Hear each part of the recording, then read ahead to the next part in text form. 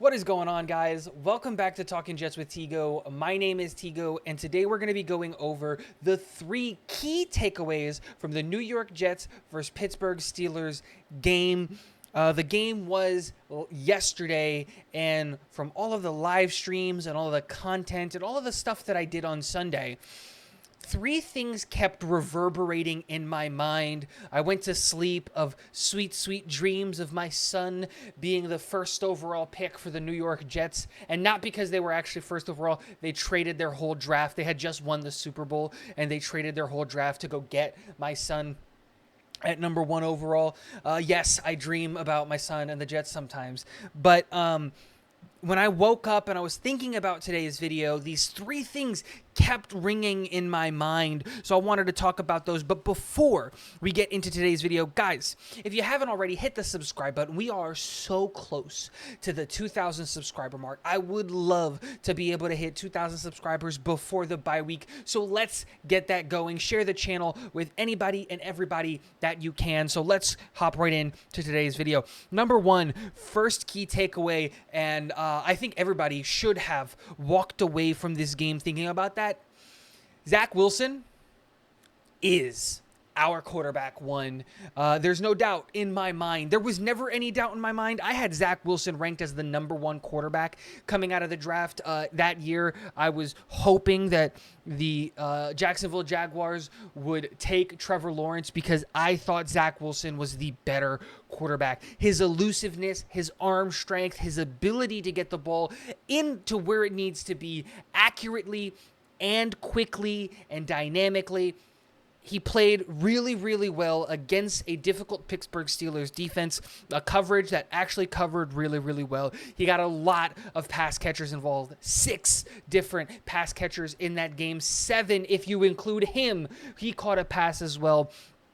Zach Wilson, in my mind, to this game, put some hair on his chest, marched down the field, won the game in the last 2 minutes, and that's where quarterback careers are made. Peyton Manning, Tom Brady, these guys, these all-time great quarterbacks, they weren't all-time greats because they were flawless for 60 minutes. No, most of these guys made mistakes for the first 58 minutes of games. These guys are all-time greats because in the last 2 minutes of games, when it mattered, in crunch time, they marched down the field and they win games. They don't let the other team dictate the game. They close it out. Zach Wilson did that against the Pittsburgh Steelers, and I think he shut up a lot of haters, and they're getting more people to believe in Zach Wilson like I do. He is our franchise quarterback in my mind, no doubt. Key takeaway number 2 is that when the linebackers and the safeties play at an adequate level, and LaMarcus Joyner played at he probably was the best player on defense yesterday, but when the linebackers and the safeties are playing well and they're not liabilities, this defense really, really gets going. We saw that yesterday with 4 interceptions, 4 turnovers, and one of those interceptions was taken away, so we could have had 5. If not for a silly mistake in a penalty by Carl Lawson, but also with 3 sacks in that game. And they were all from different people, from different places on the defensive line, from different play calls.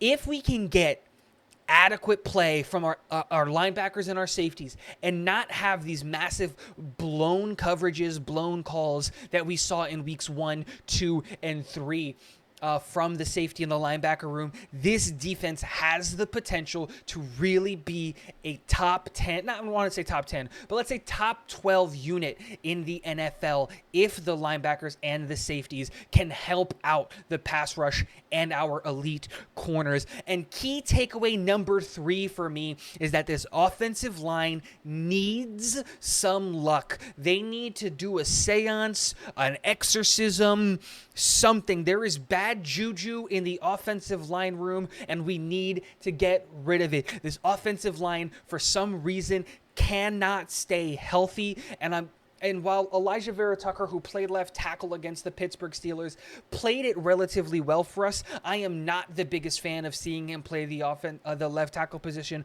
long term. I want to see him back at guard because it'll help the run game get involved, and we need to get some kind of stability from the tackle position. I had originally thought it was Max Mitchell, and when he went down, I cried a little bit. That is not a joke. I actually shed a tear. But we need to get some stability from the left and the right tackle. Hopefully the injury for Max Mitchell, I have not seen any updates yet. I have been looking high and low to find an update on him. I haven't seen anything yet, but hopefully it's just like a high ankle sprain or something, and we can get him back in a few weeks. And then hopefully Dwayne Brown gets cleared and medically cleared and can play against Miami so that we can rock an offensive tackle situation against Miami of Dwayne Brown and Mike Remmers. But this offensive line needs to get healthy sooner rather than later. Guys, what do you think are the key takeaways from this New York Jets game against the Pittsburgh Steelers? Guys, keep your eye open for later on in today. Another video is going to be dropping. We're going to be talking about 2 good, 2 bad, 2 ugly, and 2 great things that we saw from the Pittsburgh Steelers game. Last but not least, go Jets.